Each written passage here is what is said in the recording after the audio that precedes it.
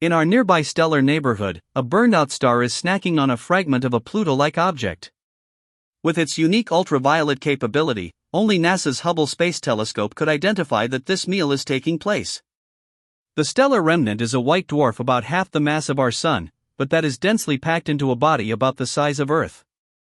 Scientists think the dwarf's immense gravity pulled in and tore apart an icy Pluto analog from the system's own version of the Kuiper Belt, an icy ring of debris that encircles our solar system. The findings were reported on September 18 in the monthly notices of the Royal Astronomical Society. The researchers were able to determine this carnage by analyzing the chemical composition of the doomed object as its pieces fell onto the white dwarf. In particular, they detected volatiles, substances with low boiling points, including carbon, sulphur, nitrogen, and a high oxygen content that suggests the strong presence of water. "We were surprised," said Snehlata Sahu of the University of Warwick in the United Kingdom. Sahu led the data analysis of a Hubble survey of white dwarfs. "We did not expect to find water or other icy content.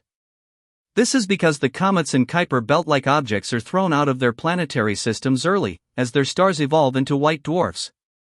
But here, we are detecting this very volatile-rich material. This is surprising for astronomers studying white dwarfs as well as exoplanets, planets outside our solar system."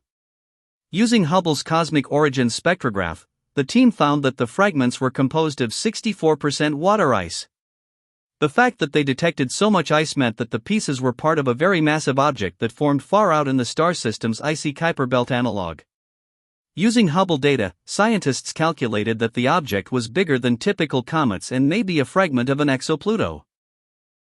They also detected a large fraction of nitrogen, the highest ever detected in white dwarf debris systems. "We know that Pluto's surface is covered with nitrogen ices," said Sahu. "We think that the white dwarf accreted fragments of the crust and mantle of a dwarf planet." Accretion of these volatile-rich objects by white dwarfs is very difficult to detect in visible light. These volatile elements can only be detected with Hubble's unique ultraviolet light sensitivity.